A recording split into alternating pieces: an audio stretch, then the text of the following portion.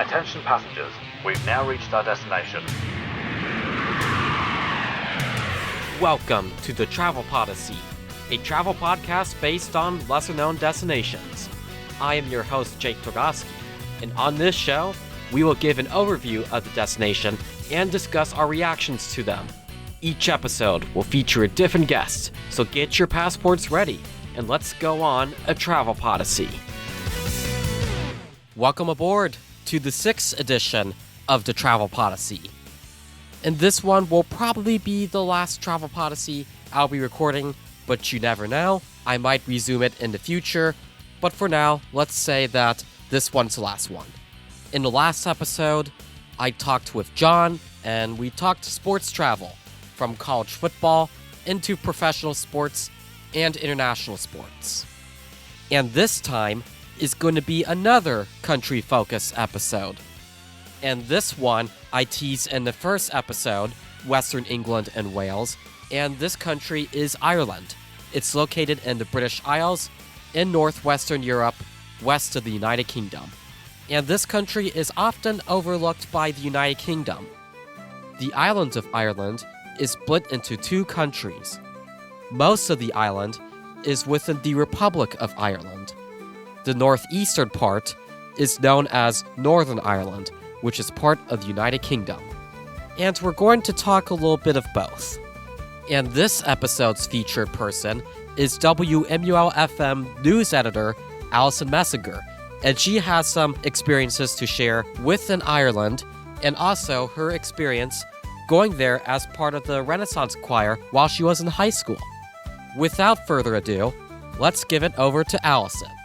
Hello, Jake. I'm so happy to be here to talk about my travels. Yeah, I'm glad you got to be on here too, and as I tell with any guests at this podcast, do you have anything to tell me a little bit about yourself? I am the news editor here at WMUL. I'm going to be on my, third semester being the news editor here. I'm in charge of editing our newscasts and putting them on SoundCloud. I played softball and I was in a Renaissance choir all 4 years of high school. In my spare time, I enjoy watching Cubs baseball, go Cubs go, and reading and baking. That's nice to hear. As you heard, Alyson, or as some people call you, Al, has been the news editor since January of 2025. That's correct. I'm surprised you know that better than I do, Jake. And that's enough for telling a little bit about ourselves, and let's get on to the theme of this episode, and that is the Emerald Isle, also known as Ireland. And I've teased that episode in the very beginning of this podcast, which was with Reese with Western England and Wales, and we're talking about its Celtic neighbor of the United Kingdom, Ireland. Whenever we decided to go to Ireland, the Renaissance Choir that I mentioned, we used to go pretty much every spring break, every other spring break, but my freshman year of high school was COVID year, so I went through 2019 and 2020, so there for the next few years, we really weren't able to travel. My freshman year of high school, we were supposed to go to both Ireland and the UK on like a week and a half long trip, but that was canceled probably the day before we were supposed to fly out, so that part kind of sucked, but it made being able to go my senior year of high school that much better. We always go over there just because of our like Celtic roots and some of the music that we sing with Collegia Musicum, which was that Renaissance choir. We sing a lot in Latin, we sing a lot in French, a lot in Gaelic, and honestly our like main song, like our saddest song, like it's our song, I feel, is the Old Irish Blessing.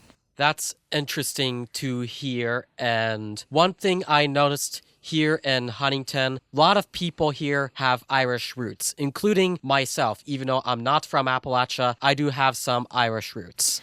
Well, a lot of people from Appalachia do have Irish roots just because of our ancestors kind of came over and settled in this area, but I definitely know that I do because I can see it in my hair and in my freckles and honestly in my skin tone. I haven't necessarily had one of those ancestry tests done, but a lot of my family is looking the same.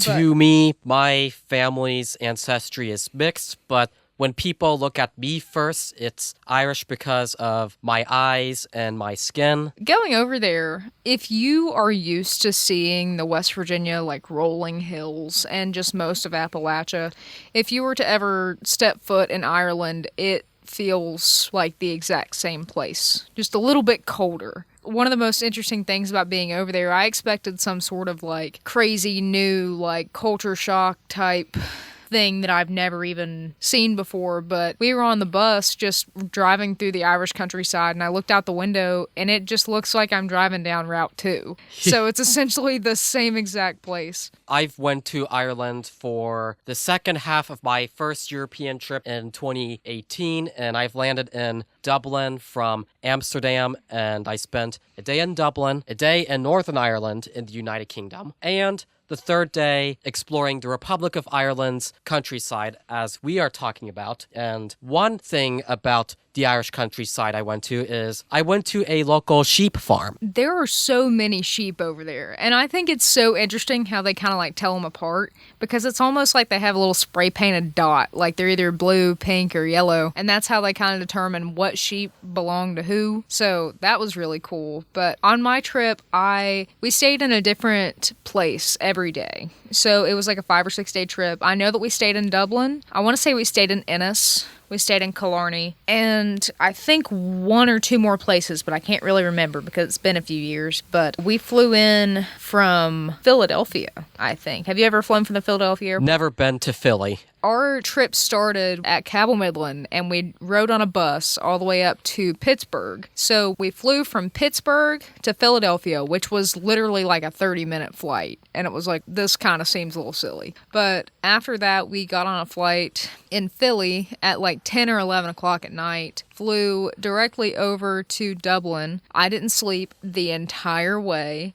It was terrible. That was like my second time on a plane ever. And I was in the middle seat in between 2 ladies, and I just could not rest. Sorry to hear that. I did not know what to say. And for me, once again, my flight to Ireland, I came in from Amsterdam, which is way closer to Dublin than Philly is, because I was doing like the best of Northwestern Europe. Like I did Amsterdam, then to Paris and Belgium, and I did Ireland the second half. I think it ended up being like an 8 or 9 hour flight from Philly to Dublin, but I kind of set myself up for failure on that flight over where I didn't sleep, and I was so tired for the rest of the trip, but that didn't really take away from a whole lot of it, because immediately when we landed in Dublin, we started our day, and we were immediately walking around, getting on the bus. They were driving us around, showing us things. One of the main things that we did while we were over there, we toured some of the like more famous churches, because we would sing in those churches, and they, they're good. Well, they're known for having really good acoustics. That's what it is in Northern Europe overall, not just Ireland. Yeah, for sure. Do you have like a favorite church that you've ever visited, or do you visit those whenever you go to England? Or I do when it comes to Europe, and I know these ones are not in Ireland, but my favorite churches I've went to was the Notre Dame Cathedral in Paris. I got to go there before it burnt down, and Westminster Abbey in London. I bet all of those have incredible acoustics as well. That's another reason why we went over there, just so we could sing in some of these places and be able to experience some of the music in the places where they were intended to be sung. Another one of my favorite parts about going to Ireland, we visited multiple castles, which were very interesting. It's not like the type of medieval like movie castle that you see in your head, or like some sort of, I don't know. For some reason, the only thing that's coming into my mind right now is like the castle from Shrek that he has to rescue Fiona from. But it's nothing like that. It's a lot more rustic. It's not as like cool or fancy as you would think, but that's kind of the beauty of it, just because it's that historic and honestly has held up that well for like hundreds and hundreds of years. And I've went to one castle in Ireland. That's the Kilkenny Castle in this charming little town of Kilkenny. It's been there since the late 1100s and the early 1200s, and it's well-preserved medieval castle and feels like you're in a different world. We also ate dinner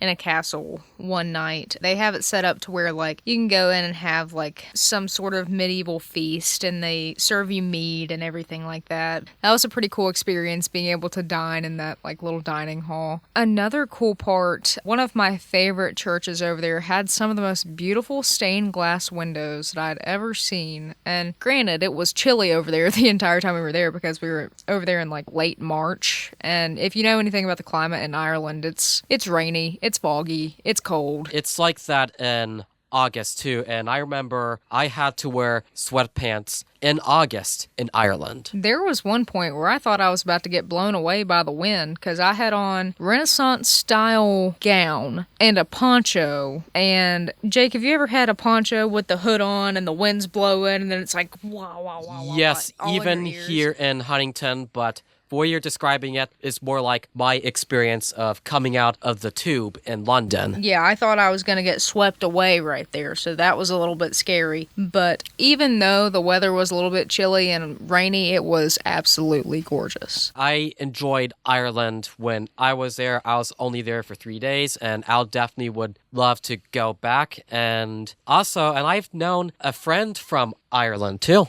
What part of Ireland are they from? Her name is Marina, and she is from Dublin, and I've known her because the summer before I graduated high school, I did a summer transition program at Mercyhurst in Erie, Pennsylvania, and one of my mentors was Marina, and she's from Dublin, and she has an Irish accent, and me and her became close friends because both of us love to travel and talking about Ireland too, and recognizing each of our accents. That's really cool. It's also really awesome to have friends from different places just so they can give you like different points of view and all of that stuff. Did you ever get to see the Cliffs of Moher when you went? I remember when I went to Ireland, my mom and I were thinking about that, but we did not do that because it was too far from Dublin. Instead, me and her did Northern Ireland because I wanted to see Northern Ireland because for me, I'm a British nerd, so I went to the UK over the Cliffs of Moher. It is life-changing. Just being able to see those cliffs and really see what nature has to offer, like,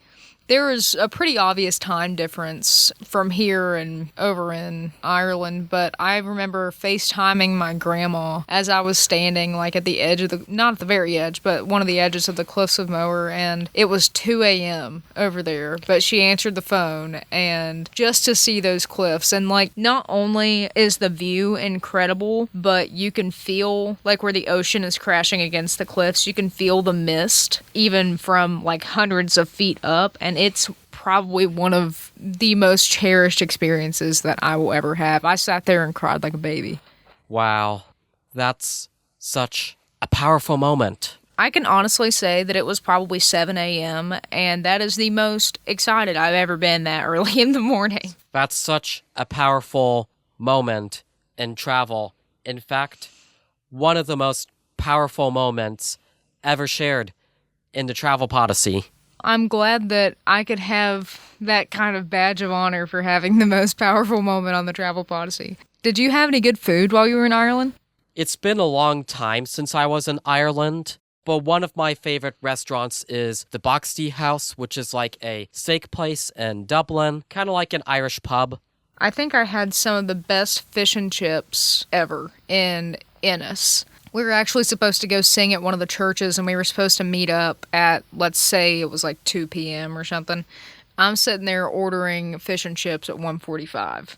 And so I made myself late, which, shame on me. However, like I said, it was probably some of the best beer-battered fish I'd ever had in my life. It was worth it. Yeah, 100%. One thing I can say about the food over in Ireland, their soda is a lot different than ours. Have you had it? I remember having a Diet Coke in Ireland, and I noticed the different graphic design. Well, they look different, and they taste different as well. It's probably because of all the chemicals we put in them over here. Because all the regulations. Oh, of course, but I'm going to sound real American when I say this. I didn't like them as much, but they were still pretty good. They also had really weird Fanta over there as well. It was like more orange orange juice tasting than it was orange soda. Since Ireland is in Europe, the European branding of Pepsi Zero is Pepsi Max. We had Pepsi Max for a while in America. We had it for about 2 or 3 years, I'm pretty sure. But I don't know if it's the same thing. But Pepsi Zero and Pepsi Max is the same thing in the United Kingdom, and it's probably the same thing in Ireland. I also tried my first prawn chip in Ireland as well. Have you ever had one of those? Never had them. They're almost like shrimp flavored. And it sounds kind of gross, but I had a prawn Pringle and it was delicious. Yeah, I'm glad you enjoyed it. And unfortunately, I can't have it because I do have a shrimp allergy. No, that's terrible. Can you eat fish? I'm not a big fan of fish. I mainly eat stuff from the land. Okay, so you can't enjoy my fish and chip story either, but that's okay. I think another favorite parts of Ireland, while we were walking through Dublin, I can't remember the name of the mall off the top of my head, but we were walking down the street and there were countless vendors just on the street selling some of the most beautiful flowers I think I've ever seen. Were they there when you were there as well? I don't think so because I didn't spend much time in Dublin because I did the 2 day tours from a locally run Wild Rover tours. They are a local business that does tours of Ireland, and those are all day, so I didn't spend much time in Dublin. Well, they had like stacks and stacks and stacks of like just beautiful like wildflower bouquets. And I don't know where they got those at that time of the year because it was, like I said, it was chilly, but those were beautiful. And another thing, this may sound kind of out of touch for me, but this is the only time I've ever been out of the country was going to Ireland, and just experiencing the different shapes of the power outlets over there had like threw me for a loop. I broke a hairdryer over there, which sucked. That's something you gotta be careful of. That's like culture shock. Oh, yeah, of course. And because I was just trying to use my little outlet converter and dry my hair, and then it said no, and then I couldn't dry my hair anymore. Apart from some of the things that I've mentioned already, I think another one of my favorite memories from Ireland, one of my good friends, Andrew, went with us. He wasn't in the choir, but he was one of my professors, like other students in his piano class. And Andrew and I just had a ball of a time. And Andrew was 18 at this point, and the legal age to acquire alcohol in Ireland is 18. So he kind of went out and got a Guinness one day, and this is the first time this will ever be told, but he went out and got his first Guinness in Ireland, and he really enjoyed it, so that was good too. That is good to hear. We also drove by, like, the Guinness, I don't know if factory's the right word, it's where they make, like, all of it. It was really cool, and, like, the whole place just smells like beer. That's one thing Ireland is known for. Another interesting thing about Ireland, I noticed that almost every restaurant has outdoor seating, which was really cool. And one thing that I noticed is like people would be out on their like lunch break, just sitting outside and having a drink, having some food, and, you know, talking with their coworkers, and they just go back to the office and keep working. And that was just really interesting to me, especially like here in West Virginia specifically, where not everywhere is like that. You can't just go in, eat outside, enjoy the weather, have some lunch, have a drink, and then just go back to work. It's more so like, okay, everyone brings their lunch to work. That's what it is in the United States. But in LA and SoCal, it's a little bit different. It's kind of like what you were saying. And I felt like the same thing for most of Europe. Like in France, for example, a lot of people sit at these cafes for lunch. Yeah, and that was really cool. That's one thing that I like aspire to be able to do. Maybe move to a bigger city and be able to go out to a little cafe and have lunch on my lunch break and then just go back to work. So that would be super cool. And I'm breaking the fourth wall here, and we did a little bit of freeforming, a little bit of castles, a little bit about Al's experience in the choir, and a little bit about sightseeing. And now let's focus on to the capital city of Dublin. The time I didn't spend much in. And the things I remember seeing is the Millennium Spire, which is one of the tallest structures in Dublin. And fun fact, it was built 3 years late. It was built in 2003, and it was originally supposed to be completed in the year 2000. See, I don't remember seeing that. What does it look like? It's like a silver spike thing. Okay, I may remember it then. A lot that I remember about Dublin, because we started our trip and ended our trip there, their airport, massive. And one of the interesting things about the airport in Dublin, or just like traveling out of the country in general, is like you have to exchange your currency. And they have like a little currency exchange place in the airport. So that was kind of new for me. But we exchanged currency in the airport, walked around a little bit. We immediately got on the bus after we got out of the airport at Dublin. And I'm not going to say that all of Ireland looks the same, but it's very pub, it's very brick buildings, and like if you imagine what you'd see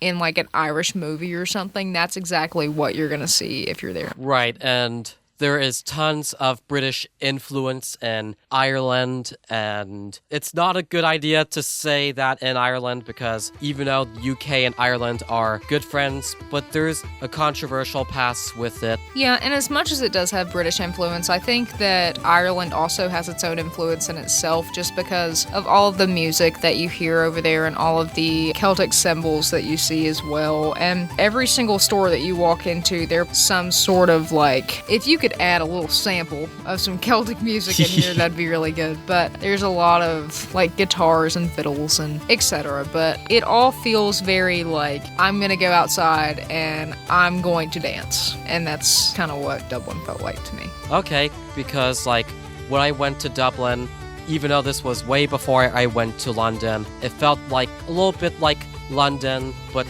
cleaner than London. And one highlight I also would mention is the Archaeology Museum of Ireland. It talks about all the ancient Celtic stuff, and you see that all over Ireland, and that museum's just like an elevator pitch of what you see across the country and the island.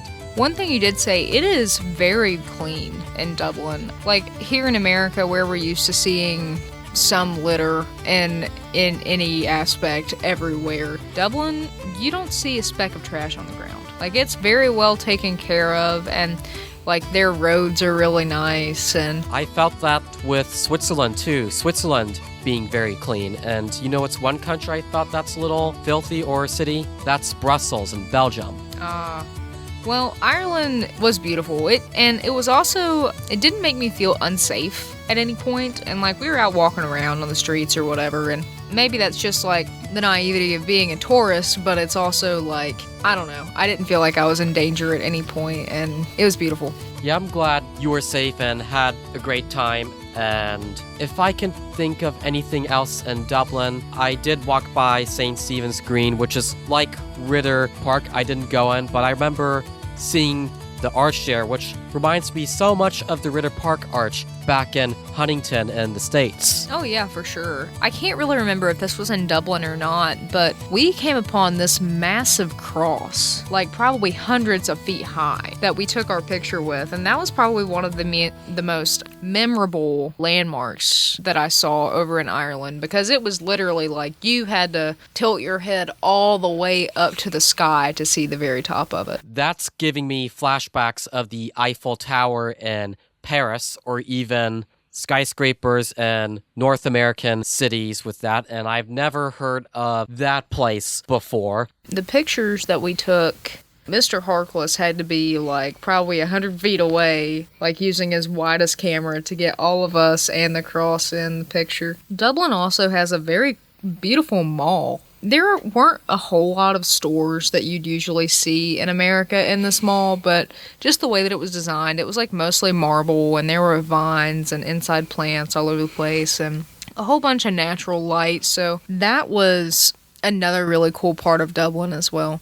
Alrighty, so next up we have Northern Ireland, which is in the northeastern part of the island of Ireland, and that part is governed by the United Kingdom. I did not go to that part. And this part is the part I'm more of an expert at than you are, because I think you're probably more better of like Dublin and some of the stuff in the countryside than I am. Mm-hmm. And the capital city and the largest city of Northern Ireland is Belfast. And they're known for being the birthplace of the Titanic. That's really interesting. Like, did it come from Belfast? Yes, it was constructed in Belfast, or Belfast as the people say. I remember going inside the Titanic Museum in Belfast, and it's a world-class museum, and it is a great museum to see if you like maritime history and if you're interested about ships in general. That is really cool. I've always wondered about, like, where that was constructed, because I don't know much about the Titanic. I just know that, like, it came from there and then picked people up over here, and then it was on the way back over there, right? It was first constructed in Belfast in Northern Ireland, and it went to Southampton in southern England, and then it was going to head to New York City, but unfortunately it hit an iceberg and sunk, and that museum visually tells the story of the Titanic. In fact, one of the rooms shows a replica of the Titanic's ballroom. That's really, really cool. I've watched the movie a few times, but I don't know much about the actual story. Most people know about the Titanic because of the late 90s movie by James Cameron, Titanic. Yeah, with Leonardo DiCaprio. I've only seen parts of that movie, and I've known it because I've played a Roblox game called Roblox Titanic, but that was a long time ago, and I know more about the actual history of the Titanic, and I remember one of the exhibits showed how deep the Titanic sunk compared to like famous sites like Big Ben, Statue of Liberty, the Empire State Building. So what else is going on up in Belfast? Other than the Titanic Museum, there isn't much else to see in Belfast, but it was known for the Irish Troubles back in the second half of the 20th century. It wasn't until the late 90s when Belfast became thriving as we know today, and there's two sites I remember seeing. One is they have a little version of Big Ben. I don't remember the name of it. I think it's Albert something, probably dedicated to Prince Albert, Queen Victoria's husband. And the other thing, I didn't remember seeing it, but I remember watching it on a Rick Steves video. It is the last surviving ship of the Titanic family. Do you remember anything other than Belfast, like from Northern Ireland? I remember we've driven through the hills in the countryside, and one of my favorite natural landscapes in the world is Giant's Causeway. What is that? Giant's Causeway is a UNESCO World Heritage Site, and it is known for having these hexagon rock formations, and they're actually almost hexagon shaped, as we know the geometric shape. That's really cool. Where do they come from? Like, are they just naturally shaped that way? I think so. I think they're naturally shaped that way, and I remember hearing stories about Irish mythology or Celtic mythology of how Giant's Causeway got its name, but it's been a long time since I've heard about it, so I don't remember top of my head. What else is going on up in Northern Ireland? Like I said, I hadn't been to that part. We were just, like, literally all over Southern Ireland. And in Northern Ireland, too, the other thing you're going to see are these British phone boxes because you're not in the Republic, you're in the United Kingdom. Okay. You use British pounds there, too, not euros. Okay, that's cool. I didn't know that either. That's one thing about going over there. Like, we were literally on a bus most of the time that we were there, simply just driving around the countryside. Is it similar up in Northern Ireland, like countryside wise? Yes. Like, does it, like, as someone who has lived here for a few years, do you think it looks like here over there? I think so, but with a British influence. And the big difference between Northern Ireland and the Republic is the Republic of Ireland is more Catholic, and Northern Ireland is more Protestant. Mm-hmm. Like, one thing that I did notice is, like, the grass over there is so green, and there's not, like, a single thing over there that looks, like, dead or dry or whatever it is. I think it has to do with the amount of rain that they get, too, and just their overall climate, but I think they're literally set up to have a bunch of just farmland and wool for livestock and things like that. Is there much livestock in Northern Ireland, or is it like mostly city or town? It's mostly, I didn't see any sheep there, other than going to a sheep farm in the Republic of Ireland. And there's one thing I would like to share you about Northern Ireland, and it's this rope bridge. And I remember that was the last thing of the Northern Ireland bus excursion, and my mom and I were in line to go to the rope bridge, or I should say, cross the rope bridge, and I remember my mom was shaking uncontrollably, and she told me, "I can't do it. can you walk over and I could stay right there and you can walk back? And for me, I chose not to because she was so scared. And that's that one story I had over on that part of Northern Ireland with the rope bridge. What was it going over? It is going over from the mainland over to a smaller island. And what makes it scary, it's so steep into the ground. You're so high up. And you get that fear of falling way down into a water. I can relate to that because we all went to, cannot remember the name of the castle, but we all kissed the Blarney Stone. Do you know what that is? No. I cannot remember what it means, what's going on, etc. But like you're at the very top of this castle and you're literally laying on your back. There are two people there to make sure you don't fall. And you grab onto these rails that are like above your head and you have to tilt back and kiss this rock. And I think it's supposed to give you good luck or something. And I mean, it's worked so far, so I can't complain. As long as it works, I'm good. Yeah, for sure. And the last thing I want to mention about Northern Ireland is that you can see Scotland from Northern Ireland. That's really cool. Down in Southern Ireland, when we were taking those bus trips, like I mentioned before, like the amount of sheep is unreal. Like just as you're traveling through the countryside, like you're seeing probably thousands of sheep right beside the road. And I remember we went to a sheep farm on the second day trip of Ireland. It's the same bus tour company, Wild Rover Tours, and that tour guide for that day, his name was Anthony, and we went to a sheep farm, and I remember him telling me, if customs asks you if you touched any livestock, just say no.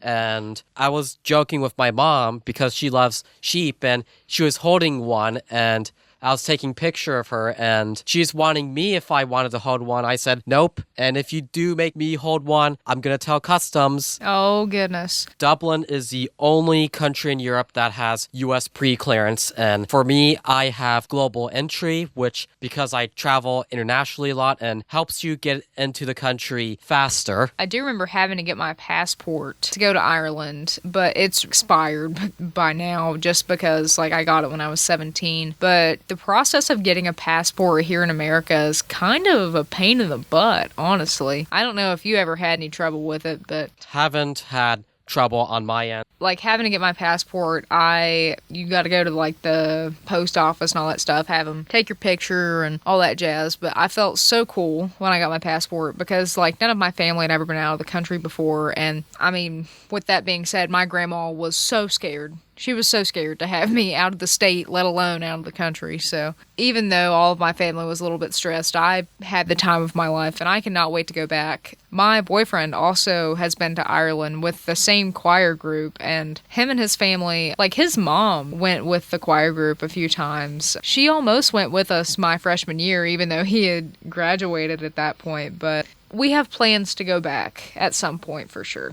And you never know, maybe I might come. We have a little reunion because I enjoy Ireland. Yeah, for sure. And there's two more things I want to talk about with Ireland. That's the Wicklow Mountains and also lesser-known sites I've seen in the Irish countryside. I don't know much about those mountains. Give me a crash course. So Wicklow Mountains is a national park south of Dublin, and it's a famous national park for Irelanders, but not so much with Americans. And when I went there, it was beautiful. Felt like you're in Lord of the Rings. Oh, wow. I would probably love that then. I remember we went to these ruins called Glenadoe, which is the ruins from the Middle Ages. Mm-hmm. And if I had to guess, it's around 800s to 900s. Mm-hmm. If I had to guess, I don't remember exactly, but somewhere around the Middle Ages. And I remember walking into a church ruins and felt like I was in Legend of Zelda Breath of the Wild. Oh, that must have been beautiful then. I know that, like, the two references that you just made, I know those. Like, Legends of Zelda and The Lord of the Rings are both, like, very beautiful fictional depictions of places, so that's gorgeous. And then there's another place, which is not in Ireland, that reminded me of Breath of the Wild game, and that's the San Antonio Missions in San Antonio, Texas. Okay. I've never been to Texas either. Is it nice? Love Texas, and I talked a little bit about Texas with Emma on the Variety episode, so I wanted to bring that out there as that place reminded me of that. And back to the Wicklow Mountains, I enjoyed Glenadale, and I remember walking through the forest, felt like I was in Virginia, and I remember seeing this countryside house, and that's what gave me the Lord of the Rings vibes. You said it felt like Virginia. That's one thing about being in Ireland. It just kind of felt like home. That is great to hear. And Reese asked me that question of which places felt like home to me. And to me, as a Floridian, probably Southern California. Anywhere out of the country that still feels like home? If I had to guess, probably Canada, because it's so similar to the United States. And also at my hometown during the winter, I get tons of Canadians, especially from Ontario. Oh, yeah, for sure. I'd say they're going to your home to be warm for a little bit. And plus, too, my area just got their first Tim Hortons. Oh, really? That's huge. I love Tim Hortons. I love a Tim bit. That's where I'm going to this graduation trip to Canada. That's awesome. What parts of Canada are you going to? I'm going to Alberta. Alberta? What's there? They're the Canadian Rockies. Calgary's there. Calgary's western, kind of like the western country-like. It's more Texas-like than Appalachian-like. Okay. And one last thing about Glenadale I liked is seeing one of the lakes, and that felt like a YouTube ambience video. Oh, yeah, that's kind of how I felt at the Cliffs of Moher, just because, like, probably seen, like, those, like, meditation videos on YouTube where it's, like, oh, like, whale noises or, like, ocean crashing or whatever, and then it's just a picture like that behind it, so I know exactly what you're talking about. And Wicklow Mountains, I enjoyed the Wicklow Mountains, and it's a great place to visit, too, and there's one more thing I want to talk about, the Irish countryside, and it's going to be interesting seeing the Hollywood sign in middle of nowhere. What? Where? I'm not even kidding. And I remember the bus driver was going from the Wicklow Mountains to Kilkenny, and I remember Anthony, as a tour guide, telling us, here's a Hollywood sign, and it's based off the one you see in Los Angeles. Why would they put it in the middle of nowhere? I don't know. I think because there's a town in Ireland called Hollywood, so they decided to make themselves famous by building the Hollywood sign there and saying, hey, we're Hollywood. When was it placed in comparison to, like, the Hollywood sign in California? I saw both of them in real life. I think the one in LA came first. Okay. That's really cool, though. I didn't know that existed. Yes, it did. Well, Alyson will be right back. She'll be back at the advising segment. But however, I found another person. He's the former traffic director of the station and a member of the FM 88 sports staff, Nate Courtney. Hey, thanks, Jake, for having me on. It's excited.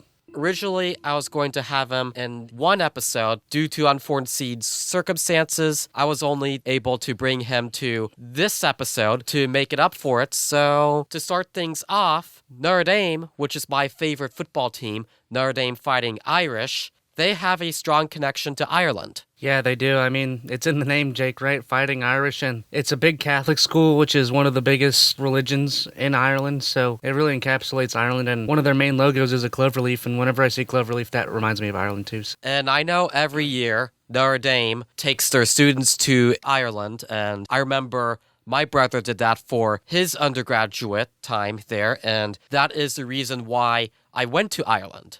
I personally haven't been to Ireland or to Notre Dame, but that sounds like a really cool opportunity for you, Jake, and I hope you had a good time. Yes, what all did you get to do? And yes, I had a great time in Ireland earlier in the episode, but to brief things up, I went to a small town, day trip to Northern Ireland, went to some museums, and natural sites. Did you go to Belfast? I did, and that's where I talked about a few minutes ago with Alyson, that about the Titanic Museum.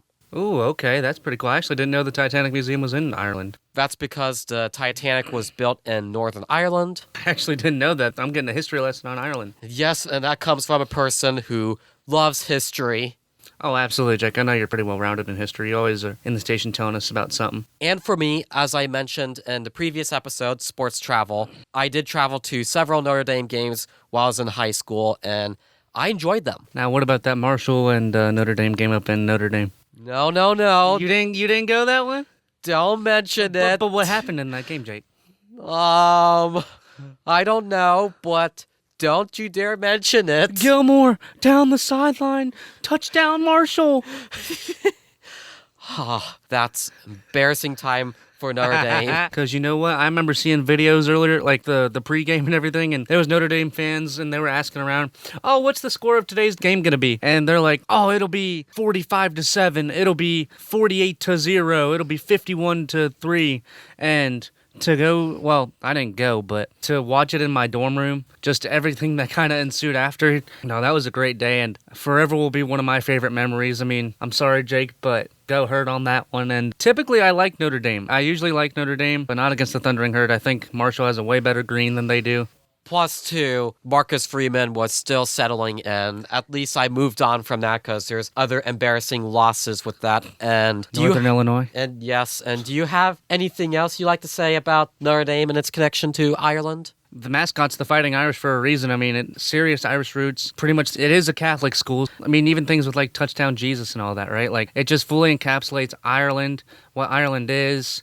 And it's almost like Irish's splash on America, besides like pubs and that, Okay, and thank you for your time there. And those are good thoughts about the connections with Notre Dame and Ireland, very similar to mine. And now let's get through the advising segment with Alyson, and as she should be back soon. It's advising time. This is where the hosts and guests gives you tips and tricks on this episode's featured destination. All right, what advices you have for anyone who's planning a trip to Ireland? So, advice I have for anyone planning a trip to Ireland: if you have an overnight flight, make sure you go to sleep. The next thing, bring a light jacket, but also bring some warm clothes.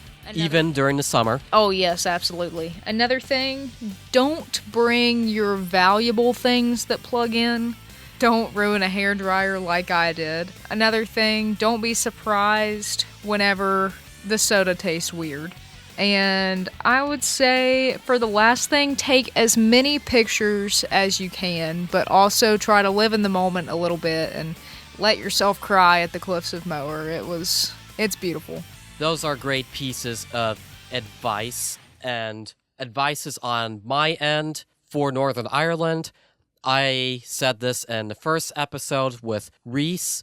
The United Kingdom requires an electronic travel authorization to go to Northern Ireland and anywhere in the United Kingdom. So if anyone is planning to go to Northern Ireland, even as a day trip, you have to apply for the UK's ETA. And it's good for 2 years at the time of this recording. And the other thing I have is Dublin is the only airport in Europe that has a U.S. Customs pre-clearance. That means you complete U.S. Customs in Dublin before coming into the United States. And that's very beneficial and relieving because most countries in the world don't have them. And so let's say you're coming from London, for example. If you land first airport in the United States, you have to go through customs there, recheck your bags, and go through security again. With pre-clearance, that eliminates all those steps. That was super helpful, being able to just go through it once and then get back to the United States and just get back on the bus. And that's all the advice we have. And one last question before we go. And I know you want to go back to Ireland again. Is there a specific place you want to go next in Ireland? I would love to go back to Ennis. In Ireland, it was probably my favorite place that we went. It reminded me more of like New England. As far as like a United States comparison goes, like there's a river running through the entire town and a bunch of like smaller houses. It was just quiet and it was nice and peaceful, and it's honestly, I would live there. So I would love to go back. I would love to go back to in Ireland, and other places I like to go to in Ireland too, like Skellig Michael, because Star Wars, I'm a Star Wars fan. Some of the Star Wars sequels were filmed there, but I'm not a sequel person when it comes to Star Wars. I mean the sequel trilogy, and that island is so far from the big cities, so I don't know what's gonna happen to me. And before we go, where can you be found on WMUL, The Cutting Edge?